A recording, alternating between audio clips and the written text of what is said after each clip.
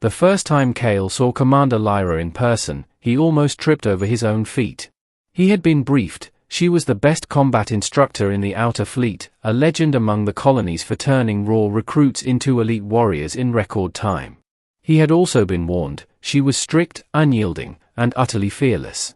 But none of the warnings could have prepared him for the way she moved. Lyra's presence was commanding, even on the cramped training deck of the Erebus station.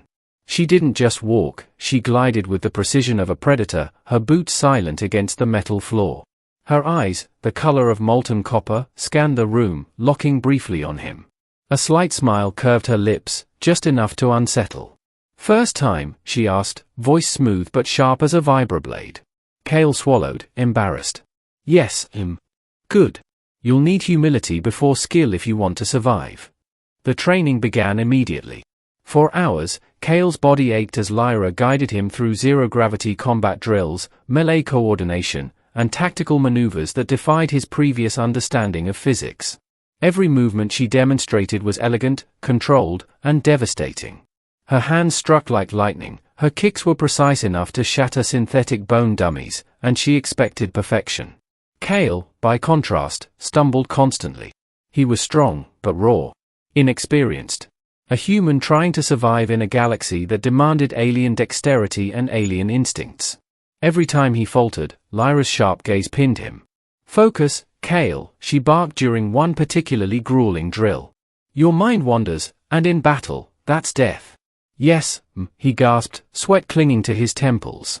But as the days passed, he noticed something strange. Lyra's corrections were precise, almost intimate, guiding his arms, adjusting his stance, even brushing against him when demonstrating techniques. Kale couldn't deny the thrill, or the confusion, that stirred in his chest each time it happened. He told himself it was admiration, respect, discipline. Yet when she laughed, a low, melodic sound that echoed through the training hall, he felt something entirely different. The breakthrough came during the Simulation Gauntlet, a test where recruits faced holographic adversaries in an unpredictable combat environment. Kale was paired with Lyra for the first time. "Stay sharp," she said. "This is not just about reflexes. It's about connection. Trust me, Kale." He nodded, trying not to think too much about what she meant. The gauntlet began. Holographic enemies surged from every angle. Kale moved awkwardly, his timing off. But Lyra stayed beside him, moving as if anticipating his every mistake. She whispered commands, corrected his stance mid-strike, and somehow kept him alive while dodging virtual projectiles. "Move. Pivot," she urged, her voice low and steady. "Breathe with me, Kale. Feel the rhythm." He did, and something inside him shifted. Every touch, every subtle correction of his posture, sent electricity through him. The drills became less about survival and more about a strange, unspoken connection. Kale realized that he was learning more than combat, he was learning her. Her patience. Her precision. The way she could command an entire room with nothing more than presence and intention. By the end of the simulation, Kale was drenched in sweat, lungs burning, muscles trembling, but alive. And more than that, he felt awake in a way he hadn't before. Lyra surveyed him, expression unreadable. "Not bad," she said finally, almost thoughtfully. "Better than I expected." Kale wanted to say something, anything, but his throat had gone dry. That night, sleep eluded him. He replayed the drills in his mind, remembering every brush of her hands, every whispered instruction. His body ached, not just from exertion, but from longing, confusion, and fascination. Days turned into weeks. Kale improved rapidly under her guidance. His confidence soared, and so did his awareness of Lyra. Every correction, every demonstration, every casual touch in the cramped confines of the training deck left him questioning himself. Was it discipline, or something else entirely? The tension became undeniable during one particularly intense night training session aboard the orbital platform. The artificial gravity fluctuated, throwing them off balance. Kale stumbled during a maneuver, crashing against the wall. Lyra caught him by the shoulders, steadying him. Her face was inches from his. Her copper eyes held his gaze. "Careful," she whispered. Heat flared across his chest. He realized that for the first time, he didn't just want to impress her, he wanted to be close. She stepped back, as if sensing his thoughts. "Focus on the fight, Kale. Not me. His mind rebelled. Every fiber of him screamed that this wasn't about combat anymore. The breakthrough came unexpectedly, during a real mission. The Outer Fleet had detected a rogue warship in the perimeter of the Vexis cluster. Kale, now trained under Lyra's exacting methods, was assigned to her strike team.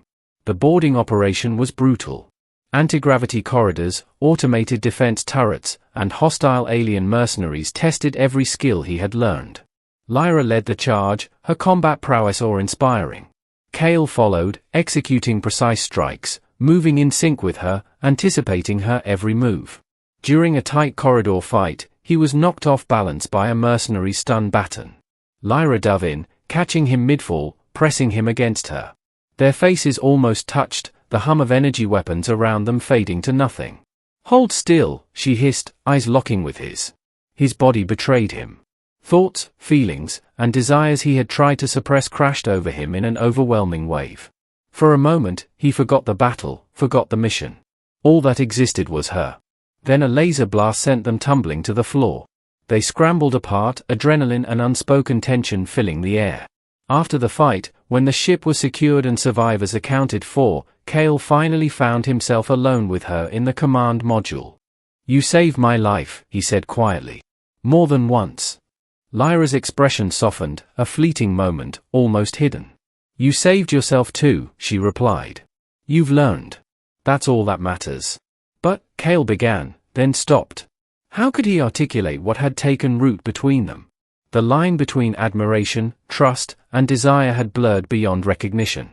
Lyra turned away, seemingly unaware, or pretending to be. "Kale, remember, discipline first. Emotions will get you killed in a real fight." He swallowed, nodding, but inside, he knew that he had learned more than combat. He had learned connection, presence, the delicate balance between trust and instinct. Weeks passed. Missions continued, each more dangerous than the last. Kale grew skilled, confident, indispensable. Yet he couldn't escape the pull of Lyra, the way she moved, the way she breathed, the subtle moments when their eyes met and neither could look away. One evening, after a grueling debrief, Kale found her alone in the observation deck. Stars stretched across the void outside like scattered diamonds. The silence was heavy, intimate. "Kale," she said softly, "you've changed. I see it in your movements, in your decisions. You're ready." He hesitated, words failing him. Instead, he stepped closer, just enough to feel her presence without crossing the line she had set. "You taught me to fight," he said, voice low. "But I think I've learned something else too." Lyra tilted her head, curious. "Oh?" He met her gaze. "About trust. About connection. About not being afraid to rely on someone else." For the first time, she didn't redirect the conversation. She didn't step back. The tiniest smile appeared, fleeting but real. "You've grown, Kale," she said quietly. "That's impressive." And in that moment, without words or formal declaration, both of them understood, the battle wasn't just on the field anymore. It was in the subtle, unspoken tension between them, in the way they moved and reacted as partners. The final mission of the campaign confirmed it.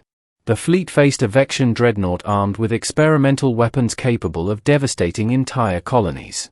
Lyra led the assault, with Kale at her side. Their coordination was flawless, no verbal commands, just instinct and learned synergy. When the dreadnought's shields finally fell, and the command deck was secured, they stood together amidst the wreckage. Exhausted, bruised, and victorious. Lyra looked at Kale. He looked at her. For once, neither of them mentioned discipline, training, or duty. The words didn't matter. Instead, Kale reached out, brushing a hand against hers. She didn't pull away. The galaxy still demanded warriors, but Kale knew he had found something rarer than skill, partnership, trust, and the knowledge that sometimes the greatest lessons weren't taught through combat at all. She had taught him to fight. He had learned something else entirely.